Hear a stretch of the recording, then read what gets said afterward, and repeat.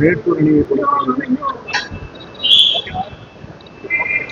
Catch பண்றது என்று சொல்லப்படுகிற குடகு போன்ற பகுதிகளில் மழை குறைவாக மேட்டூருக்கு வருகிற தண்ணீர் இந்த ஆண்டு மட்டுமல்ல 17-18 அதே நிலை தான். ஒரு மாதம் நடிக்கிறார் 18-7 தண்ணீர் பெற்றது. அது எடப்பாடி அறிக்கை இருக்கிறார். அதற்கு பிறகு 19 அதே நிலை தான் ஏற்பட்டிருக்கிறது. ஆகவே தண்ணீர் கூடுதலாக இருந்தால் மட்டும்தான் இங்கே இருக்கிற பொறியாளருடைய கருத்து. ஆகவே மனதில் தான் முதலமைச்சர் அவர்கள் நேற்றையும் பாரத பிரமோடு பேசுகிற போது நமக்கு தேவையான நீரை இது போன்ற குறிப்பிட்ட காலத்தில் விட வேண்டும் என்று கோரிக்கை வைக்கப்பட்டிருக்கிறது.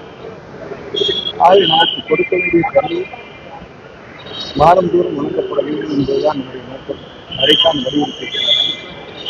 உபரிநீர் வருகிற போது அதை அளவெடுத்து அதை கணக்கு காட்டுவதுதான் தொடர்ந்து நடைபெற்றுக் கொண்டிருக்கிற நிலை இருக்கிறது. ஆகவே முதல்வரை பொறுத்தவரை தமிழகத்தை காப்பதற்கு டெல்டா பகுதியில் இருக்கிற விவசாயியுடைய அந்த நிலைகளை மாற்றுவதற்கு கூடுதல் தண்ணீர் குறிப்பிட்ட காலத்தில் இருந்து அணையை விட வேண்டும் என்று வலியுறுத்தி எம்ஜிஆர் இருந்தபோது சரிங்க, அம்மா இருந்தபோது சரிங்க, இந்த கர்நாடகா கோயில போய் வழிபட்டு வாழ் கொடுத்துருக்காங்க. இப்போ தமிழக முதல்வரும் போயிருக்காரு. என்ன காரணம்? தொடர்ந்து அவங்க வரிசையா பின்தொடர்றா? அப்படி அல்ல, ஆலயத்திற்கு எதிர்ப்பு சொல்வது வழக்கம். அவரும் கொண்டிருக்கிறார். மாட்டு கட்சியில் இருக்கின்றவர் ஆலயத்திற்கு சென்றதை அவர் குடும்பத்துக்கான யாரும் ஆலயத்திற்கு சென்றார். இதுதான் இப்போது இருக்கிறதை அறிவிக்கப்படாத மின்வெட்டை கண்டிச்சு அதிமுக சார்பில் ஆர்ப்பாட்டம் அறிவிச்சிருக்காங்க. எடப்பாடி எப்போது பொதுவாக எடப்பாடியை பொறுத்தவரையில் இதே நிலை அவர் ஆட்சியில் இருக்கிற போது ஏற்பட்டிருக்கிறது. இல்லை என்று மறுக்க முடியாது. இல்லை, மின்வெட்டு என்பது இது போன்ற நிலை. அதுவும் இந்த மாதத்தில் கூடுதலாக மின் தேவைப்படுகிறது. உங்களுக்கு தெரியாது, மழை குறைவாக இருக்கின்ற காரணத்தின் அடிப்படையில் வெப்பங்கள் அதிகமாக இருக்கின்ற போது கூடுதலாக மக்கள் மின்சாரத்தை பயன்படுத்த நிலை இருக்கிறது. ஒரு குடும்பத்தில் எடுத்துக்கொண்டாலும் கூட முதலில் ஒரு ஏசி ரூம் இருக்கும், இப்போது 2-3 இருக்கிறது. ஆகவே கூடுதலாக மின்சாரம் தேவைப்படுகிறது. ஆகவே அப்படி தேவைப்படுகிற போது நம்முடைய தமிழகத்தை பொறுத்தவரையும் திராவிட முன்னேற்ற கழக ஆட்சியில் டெவலப்மெண்ட் சொல்வார். ஒரே சின்ன எக்ஸாம்பிள் சொல்றாங்க. சென்னையை பொறுத்தவரையிலும் இதுவரையிலும் இதற்கு முன்னாலே இருந்த ஆட்சி ஏறத்தாழ 5 ஆண்டு காலத்தில் 7,000 கோடி ரூபாய் செலவு செய்யப்பட்டிருக்கிறது. நீங்கள் மின்சாரத்தை மக்களுக்கு பயன்படுத்துவதற்கு தேவையான உபகரணங்கள் தேவை. கூடுதல் மின்சாரத்தை பயன்படுத்துகிற போது அதற்கான கட்டுமான பணிகளை நிறைவேற்ற முடியும். ஆனால் அதே போன்ற நிலை இல்லாமல் மொத்தமாகவே 5 ஆண்டு காலத்தில் அவர் செய்திருக்கிற செலவு 627 கோடி மட்டும்தான்.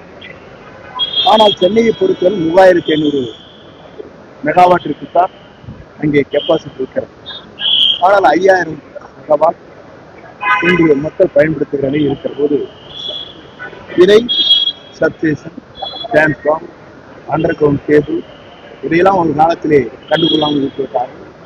நாங்கள் செய்தியை வைத்து அனுபவித்த 5 ஆண்டு காலம் பணியாற்றினார்களே தவிர புதிதாக அவர்கள் டெவலப்மெண்ட் சொல்லப்படுகிற மக்களுக்கு தேவையான அந்த பணிகளை நிறைவேற்றவில்லை என்பதால் என்னுடைய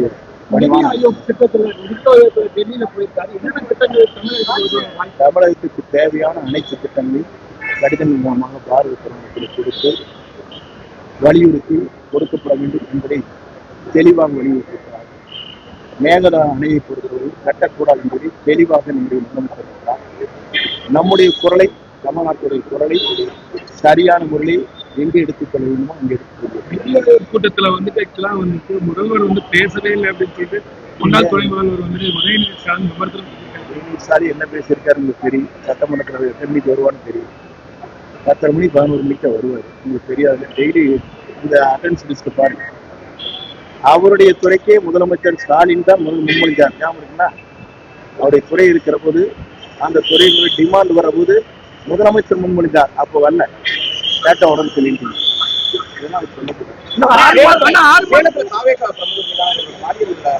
பொதுவாக எந்த குற்றங்களாக இருந்தாலும் விசாரித்து யாருக்கான நடவடிக்கை துரிதமாக எடுக்கப்படும். வருகின்ற செய்தி வைத்துக் கொண்டு நான் சில கருத்து சொல்லிடலாம். உண்மை என்று நினைத்தால் முதலமைச்சர் உரிய நடவடிக்கை மேற்கொள்வார்கள். இப்போதான் அந்த படை உருவாக்கி இருக்கிறார். அந்த படை விரைந்து அந்த பணிகளை மேற்கொள்வதற்காக நடவடிக்கை மேற்கொள்கிறது. இதெல்லாம் படிப்படியாக ஒவ்வொரு இருக்கிற நிலைகளையும் நாம் மனதில் வைத்துதான் இப்பணியை ஆற்ற வேண்டி இருக்கிறது. போதைப் பொருள் நடமாட்டம் என்பது இந்தியா முழுவதும் பெரிய அளவில் வளர்ந்திருக்கிறது. அதை தடுக்க வேண்டும் என்பதுதான் அவருடைய நோக்கம். இன்றைக்கு உரையாற்றுவது தெளிவாக சொன்னார்கள். அதற்கு முழுமையான ஒத்துழைப்பு இங்கே பொதுமக்களாக இருந்தாலும் சரி, போதைப் பொருளை இளைஞர் மத்தியில் எடுத்துச் செல்கிற யாராக இருந்தாலும் தடை செய்ய வேண்டும், அதற்கான மேற்கொள்ள வேண்டும் என்பதுதான் முதலமைச்சருடைய கனவு. ஆகவே அதை படிப்படியாக நாம் நிறைவேற்றிக் கொண்டிருக்கிறோம்.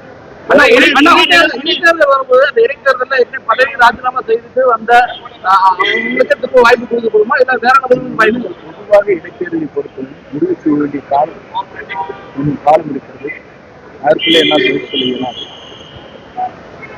ஆகவே அப்போது யாருக்கு அந்த இடத்தை வழங்குகிறார் என்பது நம்முடைய கழகத்தின் தலைவராக இருக்கிற தமிழக முதலமைச்சராக இருக்கிற மக்கள் கனவை நிறைவேற்றிக் கொண்டிருக்கிறார். அவர் தான்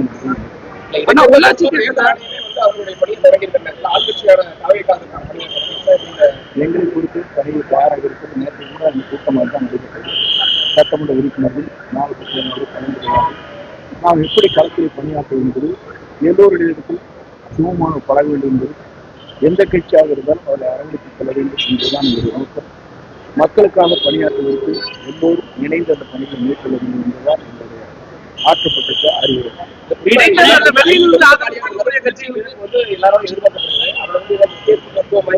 பொதுவாக முடிவு செய்ய வேண்டிய நேரம் முடிக்கிறது. தேர்தல் அறிவிக்கட்டும்.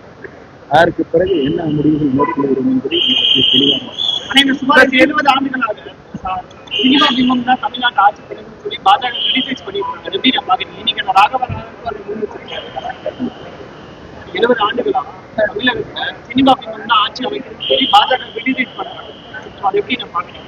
ஏன்னா தொடர்ந்து சினிமா பிம்பம் சொன்னா ஆந்திராவிலே துணை முதலமைச்சர் யார்?